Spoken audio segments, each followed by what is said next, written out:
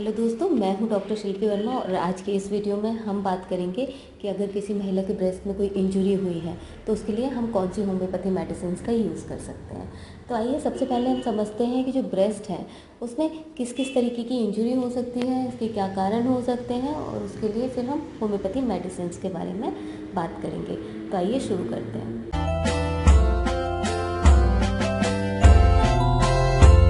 Friends, breast जो है ये एक महिला के शरीर के बहुत ही सेंसिटिव ऑर्गन होते हैं। यहाँ पर अगर चोट लग जाती है तो वो एक तरह से इनटॉलरेबल हो जाती है, तो इसलिए इसका ट्रीटमेंट हमें पता होना ज़रूरी है।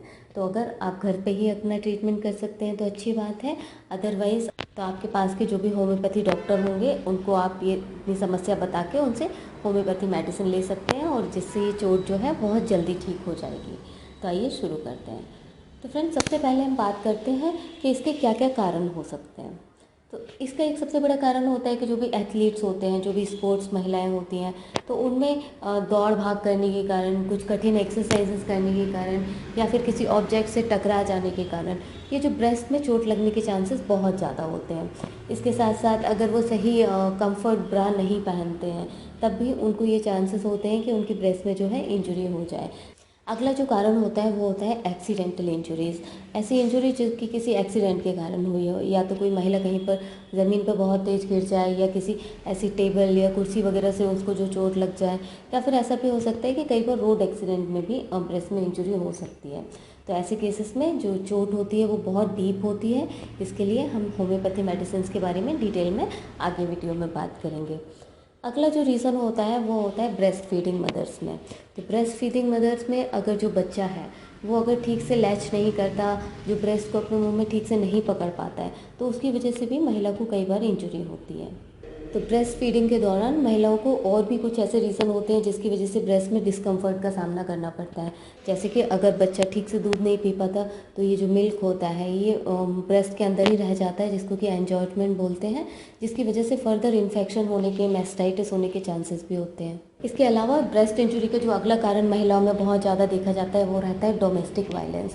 तो कई बार जो हस्बैंड वाइफ होते हैं या और भी घर के परिवार के जो लोग होते हैं, महिलाओं के साथ अगर दुर्व्यवहार करते हैं, उनके ऊपर हिंसात्मक आक्रमण वगैरह कर देते हैं, तो जिसकी वजह से भी महिलाओं में कई बार ब्रेस्ट इंजरीज होती हैं। इसके अलावा महिलाओं में ब्रेस्ट इंजरी का एक और जो रीज़न होता है वो ये होता है कि जो उनके इंटरकोर्स के दौरान जो उनके पार्टनर अगर ठीक से उनके ब्रेस्ट को सपोर्ट नहीं करते हैं या मिसबिहेव करते हैं या कुछ ओवर एक्साइटेड में बहुत ज़्यादा उनको हर्ट कर देते हैं, तो ऐसी कंडीशन में भी ब्रेस्ट इंजरी होना बहुत कॉमनली देखा जाता है। तो फ्रेंड्स, ये कुछ ऐसे कॉमन कारण देखे जाते हैं जिनकी वजह से महिलाओं को ब्रेस्ट इंजरीज होती हैं। अब अगर हम इसमें टाइप ऑफ इंजरीज़ की बात करें तो यहाँ पर हमें कुछ स्पेसिफिक टाइप ऑफ इंजरीज़ देखने को मिलते हैं। जैसे कि कई बार कंटूजन हो सकता है। कंटूजन मीन्स कोई ब्लंट इंजरी हुई हो और वहाँ पर स्वेलिंग हो जाती है, तो ये जो स्वेलिंग होती है इसको कंटूजन बोला जाता है। दूसरा टाइप ऑफ इंजरी होता है कि ब्रूइशेस हो सकते हैं। ब्रूइशेस मीन्स जो अंदर की ब्लड वेसल्स होती हैं, तो ब्लड वेसल फटने की वजह से वहाँ पर जो रक्त है उसका जमाव हो जाता है, तो जिससे हमें कलर ब्लू या ग्रीनिश दिखाई देता है, तो वहाँ पर हम इसे ब्रूइश बोलते हैं। इसके साथ साथ जो अगला टाइप ऑफ इंजरी है वहाँ पर हमें हीमेटोमा देखने को मिलता है। तो हीमेटोमा वो कंडीशन होती है जहाँ पर की जो ब्लड है, एक बहुत ज़्यादा अमाउंट में जो ब्लड है रक्त वाहिनियों से बाहर आकर क्लॉट बन जाता है, यानी कि वहाँ पर एक तरह से जम जाता है। तो ये जो कंडीशन होती है इसे हीमेटोमा बोलते हैं। अगर हीमेटोमा के अंदर बहुत ज़्यादा क्वांटिटी में अगर ब्लड है तो वह यहाँ पर कभी कभी हमें मैकेनिकल ड्रेनेज करने की भी ज़रूरत पड़ती है। इसके साथ साथ जो अगली इंजरी होती है वहाँ पर होते हैं लेसरेशन और रिब फ्रैक्चर।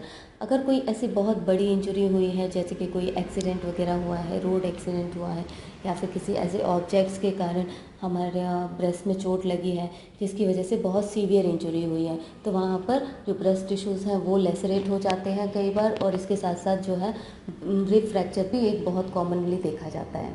रिब फ्रैक्चर होने की वजह से कई बार जो है लंग्स भी डैमेज हो सकते हैं, तो इसलिए हमें इसकी प्रॉपर इन्वेस्टिगेशन ज़रूरी होती है जब भी कोई सीवियर इंजरी।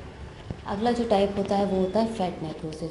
तो कई केसेस में ऐसा होता है कि इंजरी के बाद में या कोई बड़ा ट्रॉमा होने के बाद में जो फैटी टिश्यूज़ होते हैं वो एक तरह से आप कह सकते हैं कि उन डेड हो जाते हैं, और फिर जिनकी ब्लड सप्लाई रुकने की वजह से वहाँ पर नेक्रोसिस शुरू हो जाता है, जो सेल डिजेनरेशन शुरू हो जाता है।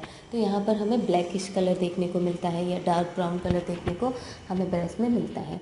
तो यहाँ पर ब्रेस्ट टिश्यू के अंदर लंप और नोड्यूल्स भी फॉर्म हो सकते हैं, जो कि कई बार हमें कैंसर से इसका डिफ्रेंशिएट करना बहुत ज़रूरी होता है। तो ऐसी कंडीशन में कैंसर का डायग्नोसिस करने के लिए जो फैटी टिश्यूज़ होते हैं उसकी बायोप्सी के लिए भेजा जाता है। इसके साथ साथ वो लोग जिन्होंने कि ब्रेस्ट इम्प्लांट करवाया हुआ है, तो ये जो ब्रेस्ट इम्प्लांट होता है ये भी किसी फोर्सिबल इंजरी के कारण या ऐसे किसी ऑब्जेक्ट से हिट करने के कारण ये भी रप्चर हो सकता है। तो रप्चर होने का हमें पता चलता है जब उसका शेप जो है थोड़ा सा अजीब दिखने लग जाता है, तो इससे डिस्कम्फर्ट भी होता है, अंदर थोड़ा पेन का एहसास भी हो सकता है। तो ऐसी कंडीशन में इसको तुरंत हमें सर्जरी की ज़रूरत पड़ती है, तो इस इम्प्लांट को रिप्लेस किया जा सकता है। तो ये जो ब्रेस्ट इंजरीज़ हैं ये बच्चों में भी कई बार देखी जाती है और मोस्टली उसका कारण होता है कि जब वो अगर बहुत रफ प्ले करते हैं, कहीं बहुत तेज़ ऊंचाई से गिर जाते हैं या फिर कोई ऑब्जेक्ट से उनको अगर चोट लग जाती है, तो बच्चों में भी कई बार ये ब्रेस्ट इंजरीज़ देखी जाती है। ब्रेस्ट के अंदर अगर माइल्ड पेन है, थोड़ी सी स्वेलिंग है और थोड़ा सा डिस्कम्फर्ट है, तो ऐसे में आइस मसाज करके भी इस पेन को दूर किया जा सकता है। तो फ्रेंड्स, ये कुछ ऐसे कारण हैं जिनकी वजह से ब्रेस्ट इंजरी होना बहुत ही कॉमन होता है। अब हम बात करते हैं कुछ होम्योपैथी मेडिसिन के बारे में। तो यहाँ पर हमारी जो सबसे अच्छी मेडिसिन रहती है, जहाँ पर की जो चोट है वो ब्लंट चोट लगी है और ब्लूइश हुआ है, तो यहाँ पर हमें स्वेलिंग देखने को मिलेगी, जो स्किन का कलर है वो ब्लू या ग्रीनिश होगा। तो ऐसी कंडीशन में हमें आर्निका मेडिसिन का यूज़ करना है। तो आर्निका मेडिसिन 30 पोटेंसी में दिन में 4 बार हम 4-4 पिल्स महिला को दे सकते हैं। तो इससे जो उनका दर्द है, जो उनका ब्लूइश है, वो बहुत जल्दी ठीक हो जाएगा। अगली जो मेडिसिन है वो है बेलिस्पेरेंसिस। तो ये जो मेडिसिन है ये हमें तब यूज़ करना है जब ब्रेस्ट में बहुत डीप इंजरी हुई हो, डीप अंदर तक जब ब्रेस्ट में जो है चोट लगी हो, कोई लेसरेशन वगैरह हुआ, तब यहाँ पर बेलिस्पेरेंसिस मेडिसिन का काफ़ी अच्छा रोल रहा है। सिम्टम्स की बात करें तो जब अगर किसी ट्रॉमा के बाद में ब्रेस्ट के अंदर पेन हो, स्वेलिंग हो और बहुत ज़्यादा स्टिफनेस हो, टेंडरनेस बहुत ज़्यादा हो, छूने से तुरंत बहुत ज़्यादा दर्द हो रहा हो, तो ऐसी कंडीशन में हमें बेलिस्पेरेंसिस मेडिसिन का यूज़ करना है। इस मेडिसिन को भी 30 पोटेंसी में दिन में 3 बार यूज़ करेंगे और लगभग 7 से 15 दिन तक हम इस मेडिसिन को यूज़ कर सकते हैं। अगली जो होम्योपैथी मेडिसिन है उसका नाम है हाइपेरिकम। तो हाइपेरिकम मेडिसिन हमें तब यूज़ करना है जब कि नर्व इन्वॉल्व हो। नर्व जब भी इन्वॉल्व होंगी तो हमें पेन बहुत ज़्यादा होगा और ये जो पेन है एक शूटिंग टाइप का पेन होगा और एक जैसे खिंचने वाला एक पेन होता है, इलेक्ट्रिक करंट की तरह यहाँ से वहाँ हमारा जो पेन है वो रेडिएट होता है। तो ऐसी कंडीशन में हमें हाइपेरिकम मेडिसिन का यूज़ करना है। तो अगर कोई ब्रेस्ट इंजरी है जहाँ पर ये शूटिंग पेन हो रहा है और ऐसा लग रहा है कि जो एक नर्व के द्वारा पूरा पेन जा रहा है, तो ऐसी कंडीशन में हमें हाइपेरिकम मेडिसिन का यूज़ करना है। अगली जो हमारी मेडिसिन है उसका नाम है सिम्फाइटम। तो ये सिम्फाइटम मेडिसिन हमें तब यूज़ करना है जब ये जो पेन है, ये जो इंजरी है, ये ब्रेस्ट के बोन तक हो गई हो, जैसे कि रिब्स जो है, रिब्स में भी अगर फ्रैक्चर वगैरह है, तो ऐसी कंडीशन में सिम्फाइटम मेडिसिन का काफ़ी अच्छा रोल रहता है। तो सिम्फाइटम जो मेडिसिन है ये फ्रैक्चर को काफ़ी जल्दी हील करती है और जो फ्रैक्चर का पेन होता है, जो कि बहुत ज़्यादा सीवियर पेन होता है, तो उसमें आपको रिलीफ रहता है। तो सिम्फाइटम मेडिसिन भी 30 पोटेंसी में दिन में 3 बार हमें लगभग 7 से 15 दिन तक यूज़ करना है। अगली जो हमारी ब्रेस्ट इंजरीज़ की मेडिसिन है वो है रूटा। तो जब भी अगर कोई स्प्रेन या स्ट्रेन हुआ है ब्रेस्ट के अंदर, तो ऐसी कंडीशन में रूटा मेडिसिन का काफ़ी अच्छा रोल रहता है। ये जो मेडिसिन है ये भी डीपर लेवल पे काम करती है, जहाँ पर बोन, लिगामेंट्स और टेंडन्स इन्वॉल्व होते हैं, उन सभी में ये इसका काफ़ी अच्छा रोल रहता है। मसल्स के ट्विस्ट होने में इसका काफ़ी अच्छा रोल रहता है। तो रूटा मेडिसिन भी 30 पोटेंसी में दिन में 3 बार ली जा सकती है। तो इस मेडिसिन को भी लगभग 7 दिन तक हम लोग यूज़ कर सकते हैं। अगली जो हमारी ब्रेस्ट ट्रॉमा के लिए बेस्ट मेडिसिन है उसका नाम है स्टेफाइसेग्रिया। तो अगर आपको कोई ऐसे शार्प ऑब्जेक्ट से चोट लगी है या फिर आपका कोई सर्जरी हुई है, तो ऐसे कंडीशन में स्टेफाइसेग्रिया मेडिसिन लेने से जो आपके वुंड होते हैं वो काफ़ी जल्दी हील हो जाते हैं। तो इस मेडिसिन को ऐसी कंडीशन में 30 पोटेंसी में दिन में 3 बार लिया जा सकता है और लगभग 7 दिन तक आप इस मेडिसिन को लेंगे तो आपका जो सर्जिकल हीलिंग है वो भी हो जाएगी, या फिर और अगर आपको कोई ऐसा वुंड हुआ है जो कि किसी शार्प ऑब्जेक्ट के कारण हुआ है, तो वो वुंड भी काफ़ी जल्दी हील हो जाएगा। अगली हमारी मेडिसिन है लीडमपाल। तो ये जो मेडिसिन हैं ये कॉमनली भी इनके जो कैरेक्टर हैं उसी के हिसाब से हम इन्हें ब्रेस्ट के कंडीशन में भी यूज़ करेंगे। तो लीडमपाल मेडिसिन यूज़ की जाती है जबकि आपको पंचर्ड वुंड हुआ हो। पंचर्ड वुंड मीन जहाँ पर आपकी जो वुंड है उसकी ओपनिंग काफ़ी कम हो लेकिन जो वुंड है वो काफ़ी डीप हो। तो इस तरीके का कोई अगर वुंड है तो वहाँ पे लीडमपाल मेडिसिन का काफ़ी अच्छा रोल रहता है। तो इस तरीके की इंजरी होने पे आप लीडमपाल मेडिसिन का 30 पोटेंसी में दिन में 3 बार यूज़ कर सकते हैं। तो फ्रेंड्स, ये कुछ ऐसी होम्योपैथी मेडिसिन हैं जिनका ब्रेस्ट इंजरीज़ के केसेस में काफ़ी अच्छा रोल रहता है। तो अगर आपके सिम्टम्स इन मेडिसिन से मैच करते हैं तभी आपको ये मेडिसिन लेना है।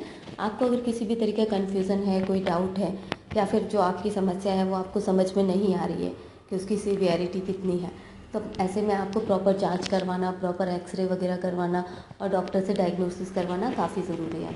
तो ऐसे में आप अपने पास के जो भी होम्योपैथी डॉक्टर होंगे उनसे परामर्श करने के बाद में ही कोई ट्रीटमेंट स्टार्ट करें। फ्रेंड्स, इन मेडिसिन को लेके या किसी इंजरी को लेके अगर आपका कोई सवाल है तो वो आप मुझे कमेंट बॉक्स में लिख के पूछ सकते हैं। इसके साथ साथ अगर आपके ब्रेस्ट में से कोई डिस्चार्ज हो रहा है तो ऐसी कंडीशन में आपको आपके डॉक्टर से मिलकर परामर्श लेना बहुत ज़्यादा ज़रूरी है। तो फ्रेंड्स, इस वीडियो के लिए बस इतना ही और अब हम मिलते हैं नेक्स्ट वीडियो में। तब तक के लिए आप सभी अपना ध्यान रखें।